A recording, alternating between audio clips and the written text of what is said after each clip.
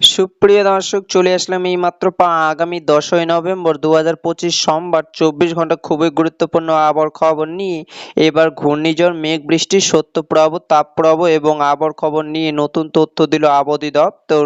আগামী 20 নভেম্বর থেকে 30শে নভেম্বরের মধ্যে বঙ্গোপসাগরে নতুন করে তৈরি হতে পারে লঘুচাপ এবং রূপ নিতে পারে শক্তিশালী ঘূর্ণিঝড়ে। এছাড়াও আগামী 24 ঘন্টার মধ্যে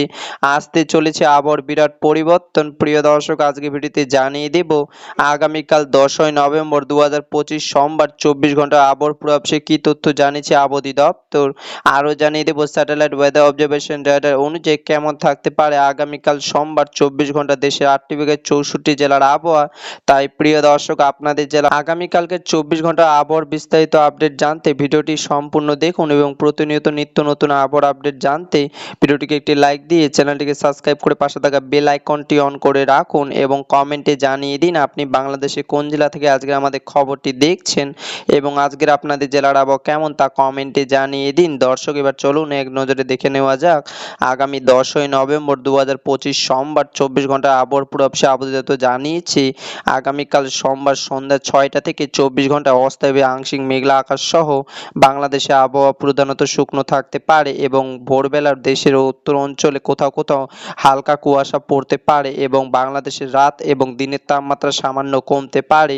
দর্শক, এবার সরাসরি চলে আসলাম স্যাটেলাইট ওয়েদার অবজারভেশন রেডার এবং রেডার অনুযায়ী এই মুহূর্তে আগামী 10ই নভেম্বর 2025 সোমবার সকালে আবহাওয়ার পরিস্থিতি দেখতে পাচ্ছি। সকালের দিকে ঢাকা, ময়মনসিংহ, রংপুর, রাজশাহী এবং খুলনা ও বরিশাল বিভাগের আকাশ পরিষ্কার থাকার সম্ভাবনা রয়েছে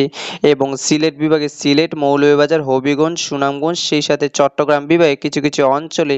আকাশ আংশিক মেঘলা থাকার সম্ভাবনা রয়েছে। তবে প্রিয় দর্শক, সোমবার সকালের দিকে কোথাও কোনো বৃষ্টিপাতের সম্ভাবনা নেই এবং প্রিয় দর্শক, আগামীকাল সোমবার সকালের দিকে হালকা থেকে মাঝারি ধরনের বৃষ্টি এবং কুয়াশা দেখা মিলতে পারে সিলেট বিভাগের অধিকাংশ অঞ্চলে এবং চট্টগ্রাম বিভাগে কিছু কিছু অঞ্চলে এবং সোমবার সকালের দিকে সর্বনিম্ন তাপমাত্রা থাকার সম্ভাবনা রয়েছে খুলনা, রাজশাহী এবং রংপুর বিভাগে 19 ডিগ্রি সেলসিয়াস এবং ময়মনসিংহ, ঢাকা ও বরিশাল বিভাগে 20 ডিগ্রি সেলসিয়াস এবং চট্টগ্রাম বিভাগে 23 ডিগ্রি সেলসিয়াস এবং সিলেট বিভাগে 21 ডিগ্রি সেলসিয়াস এবং প্রিয় দর্শক, আগামীকাল সোমবার দুপুরে আসার পর আমরা দেখতে পাচ্ছি ঢাকা, বরিশাল, খুলনা, রাজশাহী, রংপুর,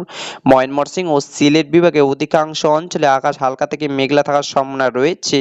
এবং সে সাথে চট্টগ্রাম বিভাগে অধিকাংশ অঞ্চলে আকাশ আংশিক মেঘলা থাকার সম্ভাবনা রয়েছে।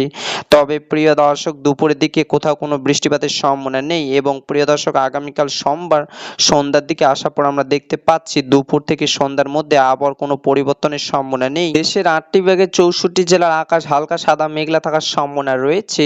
এবং সন্ধ্যার দিকে সর্বনিম্ন তাপমাত্রা থাকার সম্ভাবনা রয়েছে রাজশাহী, খুলনা, বরিশাল, সিলেট ও ময়মনসিংহ বিভাগের 25 ডিগ্রি সেলসিয়াস এবং রংপুর ও ঢাকা বিভাগে 26 ডিগ্রি সেলসিয়াস এবং চট্টগ্রাম বিভাগে 27 ডিগ্রি সেলসিয়াস এবং প্রিয় দর্শক, আগামীকাল সোমবার মধ্যরাতের দিকে আসার পর আমরা দেখতে পাচ্ছি দেশের দক্ষিণাঞ্চলে চট্টগ্রাম বিভাগে কিছু কিছু জায়গায় এবং উত্তর পূর্ব অঞ্চলে সিলেট বিভাগের 2-1 জায়গায় হালকা কুয়াশা দেখা মিলতে পারে। এছাড়াও সোমবার মধ্যরাতের দিকে দেশের সবগুলি অঞ্চল পরিষ্কার থাকার সম্ভাবনা রয়েছে এবং প্রিয় দর্শক, আগামী 10ই নভেম্বর 2025 সোমবার শেষ রাতের দিকে আসার পর আমরা দেখতে পাচ্ছি ময়মনসিংহ বিভাগের ময়মনসিংহ, নেত্রকোনা, এদিকে রয়েছে সিলেট বিভাগের সিলেট, মৌলভীবাজার, হবিগঞ্জ, সুনামগঞ্জ, এদিকে রয়েছে মঠবাড়িয়া, কুমিল্লা সেই সাথে চট্টগ্রাম বিভাগে অধিকাংশ অঞ্চলে হালকা থেকে মাঝারি ধরনের কুয়াশা দেখা মিলতে পারে এবং এছাড়াও সোমবার শেষ রাতের দিকে দেশের বাকি যেসব অঞ্চল রয়েছে